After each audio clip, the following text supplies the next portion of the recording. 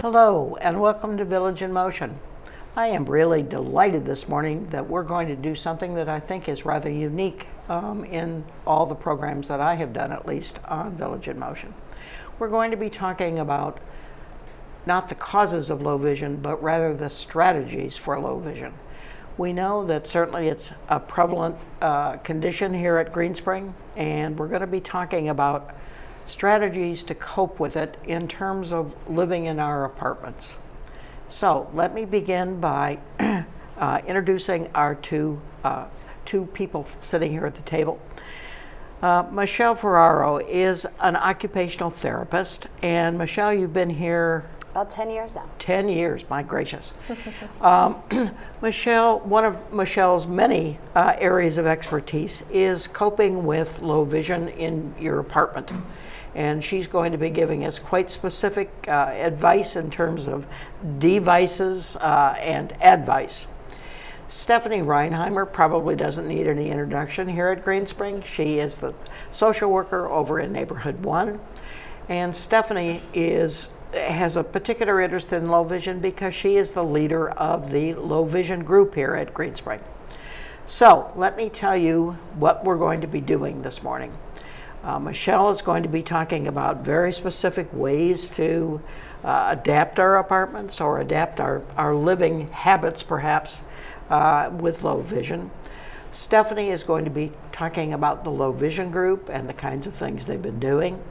And I will have to confess that I have low vision, so I'm going to be talking about readers, e-readers for low vision. So with that, Michelle, I think we will have you start us off. Sounds good. So I am both in the outpatient department here at Green Spring and Hunters Crossing, and I also work in the home health department. So residents may have seen me through one or the other, or can see me through one or the other. But when we're talking about low vision, a lot of times I am working in the apartment with a resident. Now you do that either through home health or through a physician referral, is that correct? So either home health or outpatient both require a physician referral. Oh, they both do? Yes, Okay. Anytime you have a therapist coming and treating you, we always work under the prescription of a physician. All right. So yes, both of those would be under a type of referral. Home health requires that there be a need for us to see them in the home, and usually requires another discipline to be in as well, such as physical therapy or speech therapy or nursing as well. Outpatient therapy, you can't just see an outpatient OT with a physician referral. Okay, good. But in the home, we're looking at where are they having difficulties? What level of vision are they at? How much is it affected? How much residual vision is left? How do you judge the level? For us, it's more about functionally. So functionally, how much can they see? Where are they having difficulty? So we'll do an assessment and get a real clear idea of what are you having difficulty with. Are you having difficulty with, seeing your appliances and cooking or using the laundry machine? Or is it more severe and you're having difficulty with things like being able to get dressed and picking out clothing that you need? Are you having difficulty walking? So we're doing an assessment of all of your activities that you do throughout the day. Which ones are you having trouble with, and how can we help you be as independent as possible and work out with strategies or modifications to your home to compensate for the low vision that you're experiencing. All right. So you have different strategies for different levels of vision loss. Yes, absolutely. And the more residual vision you have, probably the less strategies, the less modifications you might have to make. But it's also good to know, in case you continue to experience more vision loss, what can be put in place so that you can sort of continue to be independent with something. Do you have any sense of the percentage or number or anything of that sort here at Green Spring? I don't have a statistic or a number of how many people are impaired. I went online and tried to find some statistics and discovered that it entirely depended on how you defined low vision and a number of other things. I couldn't get a number. So I think we have some sense, Stephanie, in the low vision group, that there are probably a couple of hundred maybe folks that might be in that category, but I don't think we know for sure. Probably not, yeah. I don't know how we would have gathered that sort of statistic, but I would imagine it's pretty a pretty widespread problem. Yes, with many we residents in the certainly community. recognize that there is. Not as common as some other disabilities, but common. Excuse me for interjecting that. I would be interested in knowing, but Sure. Excuse me. Go ahead. So some of the things we might work on in the home is, one of the things is we look at lighting.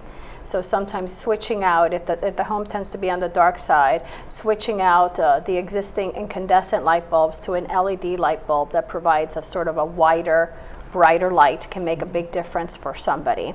And also looking at task lighting. So if there is a desk that you work at where you are trying to write or read or use a computer or different types of things, having a light that's more focused on where you are working to provide, more of that task light so you can see what you are doing. We also look at contrast and trying to increase contrast so you can see. Again, I have a lot of residents that have difficulty, for example, using their microwave. It's all black and there's very small gray numbers and it's just too hard to see where you're pushing. Or using a stove, again, it might be all black or all white, but you've got tiny little numbers and it's hard to see, where you're aligning it to and whether or not it's the right place. So we use a lot of maybe like a colored tape. And we have different colors because what we're going for is contrast. So if the appliance is white, I might go with a red or a black tape. If the appliance is black, then I'm going to go with a white or a yellow tape, because what I want them to be able to see is that contrast between the two. And we'll put some on the dial, and then we'll put some, for example, on medium, so that if you can align this color and this color, you've got it on medium. And we can do the same thing for high or low, depending on what they use a lot. On the microwave, again, we might use tape, but even if that's too hard to see, then we can move to using these tactile dots. And so these are sticky dots that are like a rubbery surface, and you can feel for them. So if you can't see them, again, we have them in different colors, so I try to go with contrast, but if you still can't see them, you can feel for the dot. And so we'll put it, for example, on the start button or the 30-second button. And so if we can put it on one or two key buttons like start or 30 seconds or stop, and you can feel for those, then at least you can get that microwave going, and every time you pushed it, it's 30 seconds and I need to push it again. Okay. For however many I want. Yeah, and we're certainly hearing that in the low vision group of Absolutely. folks that are very frustrated with appliances. Yes. Same thing with the washer and dryer. They can also be difficult to see the settings. So we'll talk about what do you use mostly. Do you use a permanent press or a normal or a small, and try to align, again, the color so that you can set it there and you've got it where you want it without having to worry about not being able to see what the dial says. That would be a tremendous help for so many folks. And it's a little modification sometimes that can help somebody be now independent with simple things, right, that we need to do every day in our home. Sometimes we also just recommend some equipment. So we might recommend that somebody get like a larger phone with the larger buttons so that they're easier to see. And some of them also have like space for photos of family members. While the photos are difficult for most people to see because they can't see the facial features a lot of times, well, you can still use those slots to write somebody's name in large, bold letters, like your daughter's name or your son's name, or even son, or doctor, whoever you're calling. And we recommend a lot, if somebody's writing, to use either these bold writer 2020s that they sell online on Amazon, or using a nice dark Sharpie, something that's going to provide a nice dark color against the white paper so that it's a little bit easier to see, as opposed to a pencil or a pen that might not make enough of an imprint for somebody to see. The gel pens are somewhat helpful. Dark as well, yes. So something that's nice and dark, nothing that's too subtle, I guess. What would somebody look under on Amazon for? So these are called Bold, B-O-L-D, Bold Writer 2020. Bold Writer. Yes. Okay. Or again, a Sharpie that's nice and dark, a nice black Sharpie works well. With writing, they also, sometimes we recommend these line guides for checks and for envelopes if somebody is concerned about that. They can put that directly on the envelope, and it kind of gives you these plastic outlines where you can write the to and the from, or the same thing on the check. Usually the kit comes with a few different of these so that it can work on different types of check formats. And I believe you were mentioning that a lot of banks also offer large checks or large print checks. They do. That was news to me, and I learned that recently. You can order large checks. And with an envelope, truly, the U.S. Post Office will, as long as you've got the address on there somewhere, they will send it. It can be sort of all over the envelope, but but we do have some of those that they can try out and see whether or not it works for them as well, and whether or not it's something they want to order or don't want to order because it didn't work out for them very well. Sometimes for what works for one person may not work for another person. so it's trial and error. Sometimes. All right. Well, these are extremely helpful strategies. What else have you got for us here? Sure. We have some magnifying testing kits as well. If someone is thinking about getting a magnifier and they want to test out some of the different magnification levels, like this is a 4x magnification, we can have them try it out and see, where am I seeing, how much do I need before they purchase one. All right. That's for them. One of the things, I brought a couple of magnifiers that I find very, very helpful. Real quick, Marcia, if I could interrupt. So, Michelle, when you come to a resident's home, you bring the kit with you, and so they can test before they make any personal purchase, is what you're saying? We can, or if they're coming to the outpatient department, that's one that we can do in the outpatient department as well, as some of the writing. So some of those things that don't necessarily require us to be in the home environment, we might do over an outpatient. Do any of those have lights with them? These do not. So these are just to test the level just of for magnification. Testing. Okay. Correct. That would Most be helpful. of them commercial most do come with lights They that do, you purchase commercial. and that can be helpful. It can, absolutely. Absolutely. I was just going to mention that I bought two. This one was $10 on Amazon, and it has a very small field. This one was $100 at the Low Vision Center, but it has a light, which I think you can see, and between the two of them, I can do most things. Do you also get into the issue of magnifiers, the large desk type magnifiers? We don't get as much into that, but I know if you want to talk about the ones in the centers. Yeah, we were fortunate enough as a community to be able to purchase 3 new desktop magnifiers, which have a lot of different functions you've been talking about, of adjusting the lighting, or on the screen adjusting the contrast, or even the brightness. Yes. And they are all and the size. Right, exactly, yeah, obviously the magnification. And they are located in all of the community buildings, so Village Square, Hunters Crossing, and Town Center, for any resident or whomever to use as works or fits into their schedule. So that was a really cool thing that we were able to get done recently. That is cool. The new ones, the new desktop magnifiers, also have a speech capability. Now ours do not. Ours do not, no. But they will read the page to you, which would be terrific to have. That is neat. And I usually do refer a lot of people to those, because if you have mail you need to read or that kind of thing, they can be a lot more useful when you're looking at an entire page.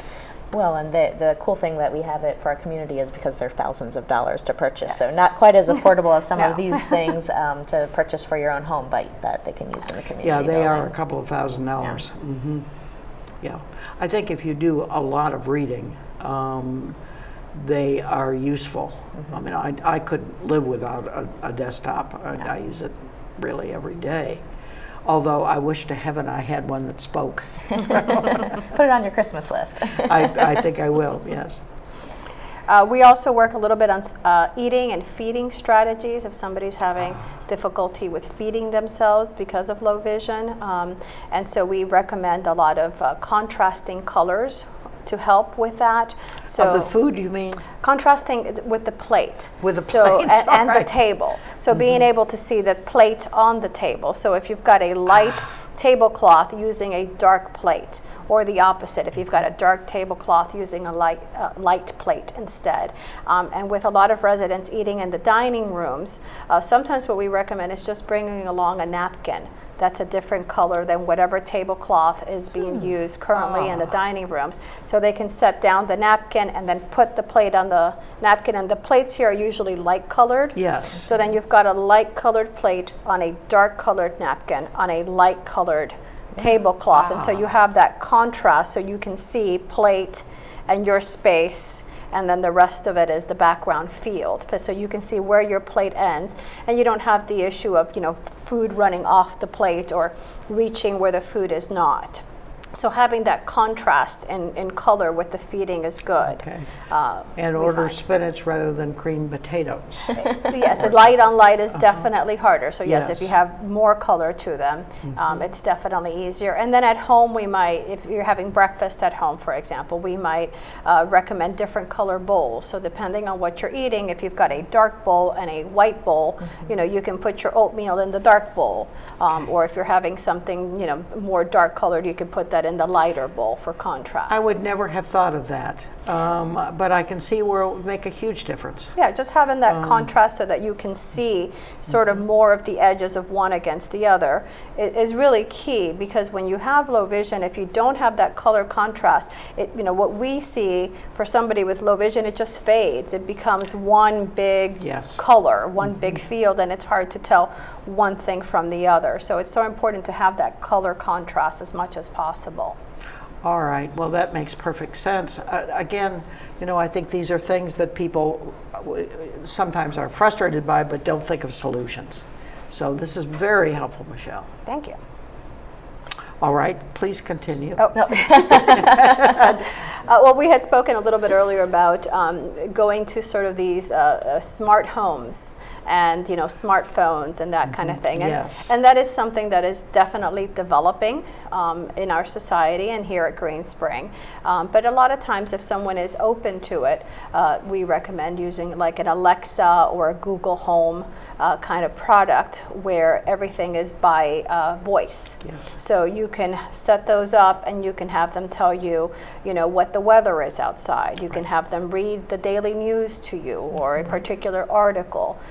You can set reminders on it, so you can ask it to I use it for an alarm clock. set alarms, or even reminders for medications. Remind me at Yes, 3 that's o'clock right. to take That's my right. medication. For cooking time. Yeah, or remind me on Friday, the 20th, I have an appointment at the medical center at 2 o'clock. Or Yes. so you can Yes. do a lot of that. I also use it for word definitions and word pronunciations sometimes, asking Alexa. I could not live without Alexa. She is just, and she gains new powers constantly. Absolutely. So I agree with you. I think Alexa is a huge help.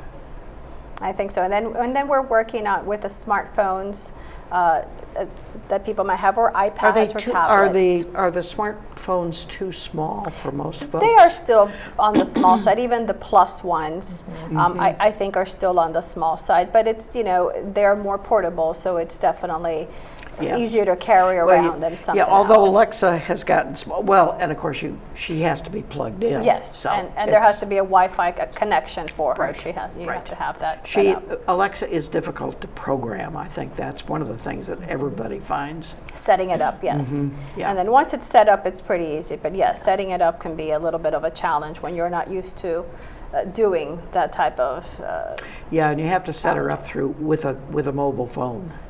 yes, or a laptop. I think you can do one or the Can other. you do with I a believe laptop so. now? Mm-hmm. But yes, with some other device. It With cannot some be other device, just- that's right. Yes. She can't be the only smart device in your home. No, that's exactly right. Or smart person either, I think. Yeah.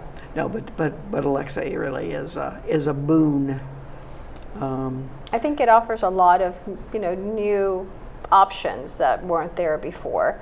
Well, and it doesn't take any kind of technological savvy. Once you have set her up, all you have to do is talk to her. Absolutely. So even if you don't know technology, Alexa is very useful. Yeah. And the price now of the very small versions are down to $37. Yeah, they've become very affordable. They have. And I think some of the newer ones you can even hook up to the telephone so that it can make phone calls for you. Is to that family right? members. So I you can did not even know that. ask her to call, a family member that you're trying to reach, and you don't have to worry about that phone number or being able to see it. Or Is that right? Yeah. Oh my goodness. Well, I know my new microwave can be controlled by Alexa. Yeah. So You're kidding. I'm not. It's an Amazon.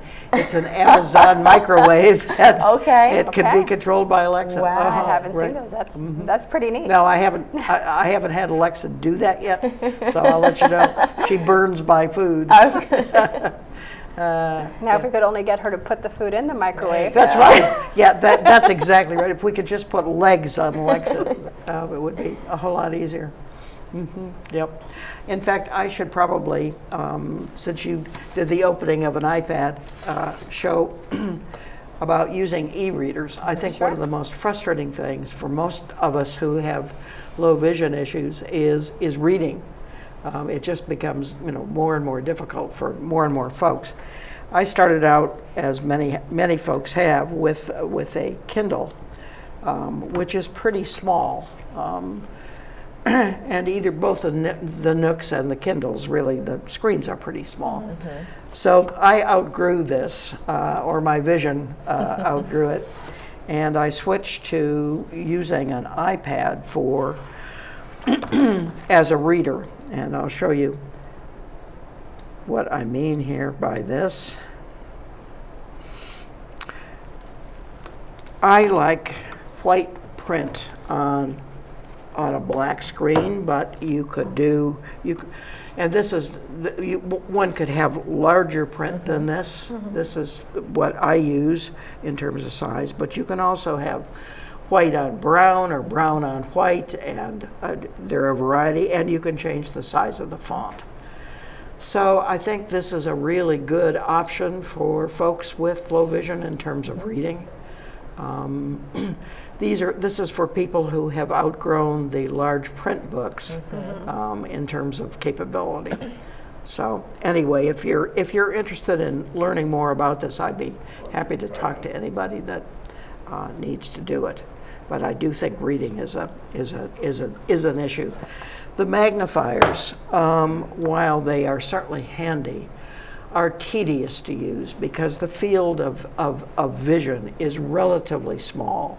It's maybe 6 or 8 inches tops. So you have to keep shifting it, which can be a little on the frustrating side. But no, I do think I think the iPad is probably the best of the e-readers at this point. And as you talk about the screen and the different options, just like you've got options on the iPad for different fonts and different contrast levels, the same can be said for laptop computers or computer screens. Yes. So that's another thing that's important to do, is to try to increase the contrast, go with a larger font if possible, as well as on the smartphones, go with as large a font on there as you can, and increase the contrast as much as possible so that it's as easy to read as it possibly can be. All right, those are good points, Michelle. Dr. Alibi at the Low Vision Center. There are 2 low vision centers in this geographical area, one in Bethesda and one in Alexandria. And they're run by a fellow by the name of Dr. Alibi, who is an optometrist who has been out here a number of times. And he recommends specific devices in addition to examining your eyes and recommending glasses, for example, but also different devices. One of the things that we are finding in the low vision group is that technology now includes things like putting a little clip on your glasses that will recognize faces. And recognize, if you're looking down at a page, we'll read the page to you. And it's just a tiny little thing to put on glasses. I mean, we have been sort of blown away by some of the new technology. I think it's going to change our world. And every time we get salespeople from the technology groups, we're finding new kinds of devices. Many of them talking, but face recognition was a new one we learned about recently. Do you want to talk about the low vision group? Absolutely. You know, I always do when I come on here. Marcia and I are the co-leaders of the Green Spring Low Vision Support Group, and we meet on a monthly basis, the first Monday of every month, usually from 2 to 3. Our location, people should be paying attention to our flyers for the duration of the construction going on. As we've been bouncing around, I think our home for the next couple months will be the classroom in Hunter's Crossing. That's where we were, or the craft room, excuse me. But craft room. Yes, craft room. But I think our group has really become to develop well. We've had a lot of new members and a lot of good core members, and really the idea, as you know, you were one of our presenters, is people come for information, whether it's sharing strategies that someone else has found to be useful, or having an outside presenter come in on a different topic. We've had Library Access Talking Book program come in. We've had the Washington Ear come in, which is a dial-in radio system for people who can't read the newspaper. We've had occupational therapists come in, Dr. Alibi, the low vision optometrist, a whole slew of folks, a lot of different vendors with different coming products in with demonstrate. different devices. So I think it's a really good space for people to discuss what's been challenging and to find information on how to adapt, kind of like the things you're talking about today.